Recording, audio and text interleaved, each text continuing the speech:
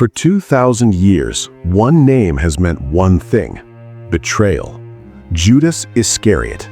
We all know the story, the disciple who sold his master for 30 pieces of silver. But what if that's not the whole story? Was Judas just a greedy traitor, a puppet for Satan?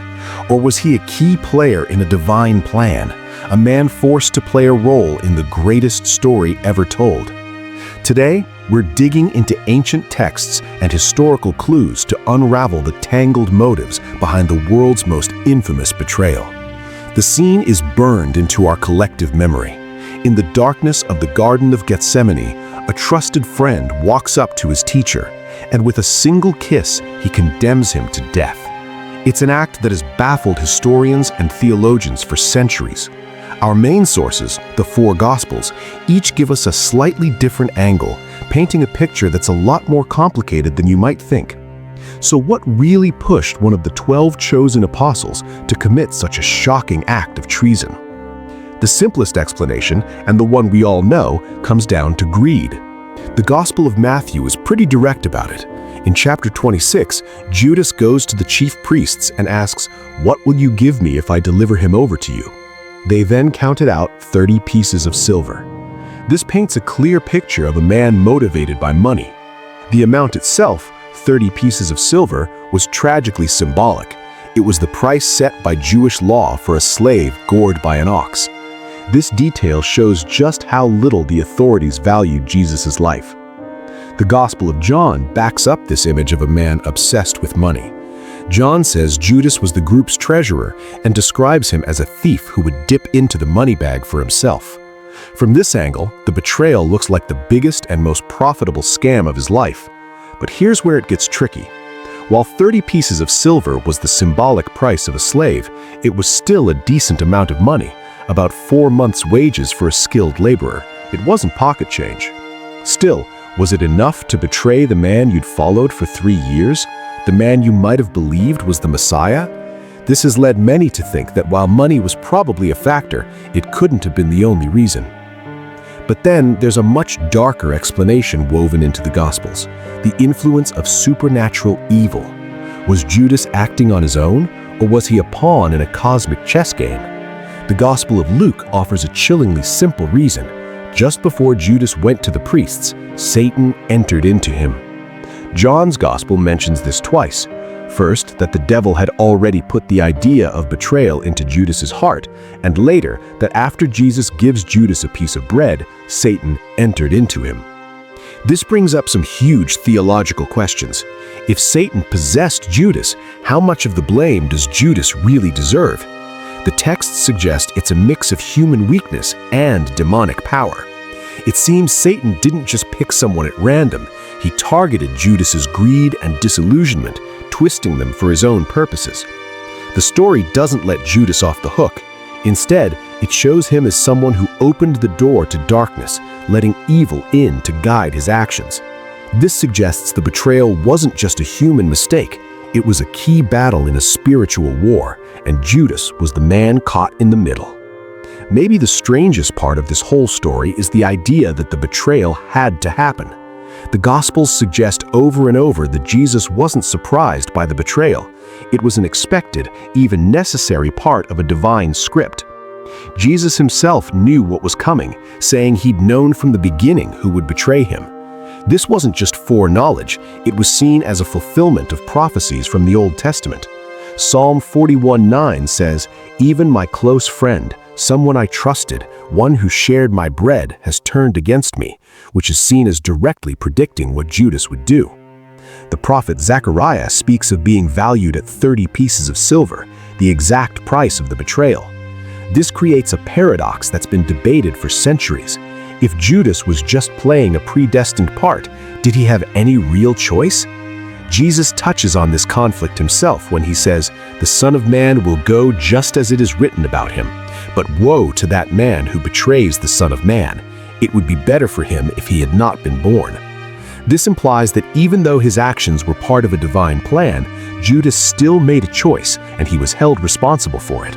He was a pawn in a prophecy, but also the agent of his own destruction. Stepping outside the Bible, many historians have a fascinating political theory. What if Judas was a disillusioned revolutionary? In the first century, many Jews were desperate for a Messiah who would be a military leader, one who would overthrow the Roman occupiers and restore Israel's power. Some theories suggest his name, Iscariot, could link him to the Sicarii, a faction of Jewish assassins who targeted Roman officials. While that link isn't proven, it adds to the picture. According to this theory, Judas might have followed Jesus thinking he was that warrior Messiah. He saw the miracles and the huge crowds and thought the revolution was about to begin.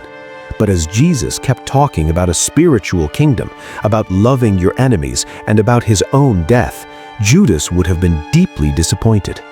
The betrayal in this light wasn't about hate or money.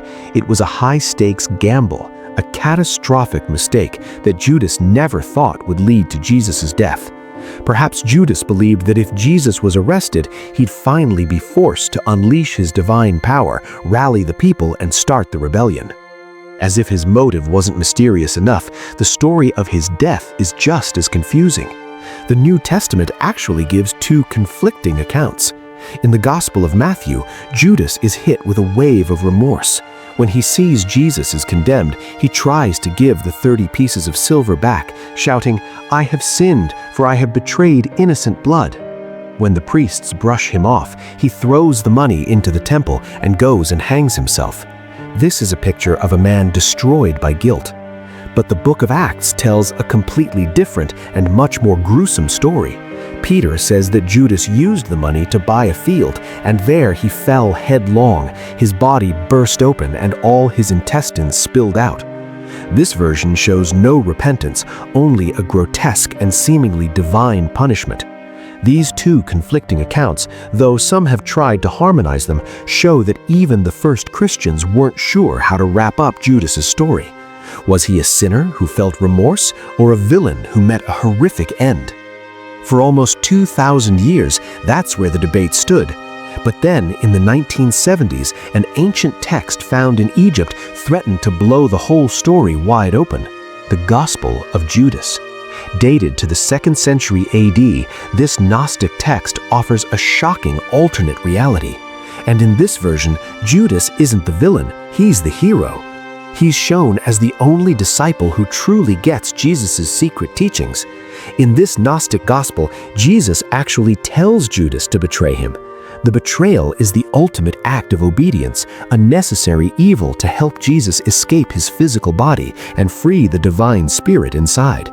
Here, Judas is the favorite disciple, given the hardest and most important job, while the other apostles are clueless. So, is this the real story? Pretty much every scholar agrees. No, the Gospel of Judas was written over a century after Jesus' death by a Gnostic community with a completely different theology.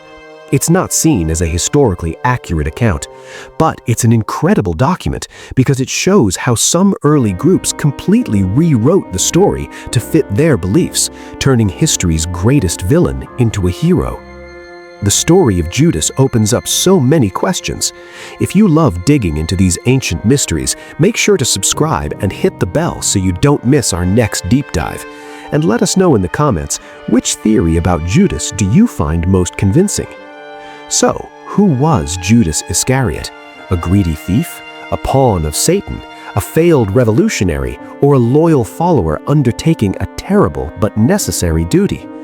The reality is, the Bible itself paints a picture of a man driven by a tangle of different motives. There's no easy answer. And maybe that's the point. The story of Judas has haunted us for 2,000 years, not because the answers are hidden, but because they reveal something uncomfortable about free will, destiny, faith, and the potential for good and evil that exists in all of us. It's more than just a story of betrayal. It's a mystery that never gets old.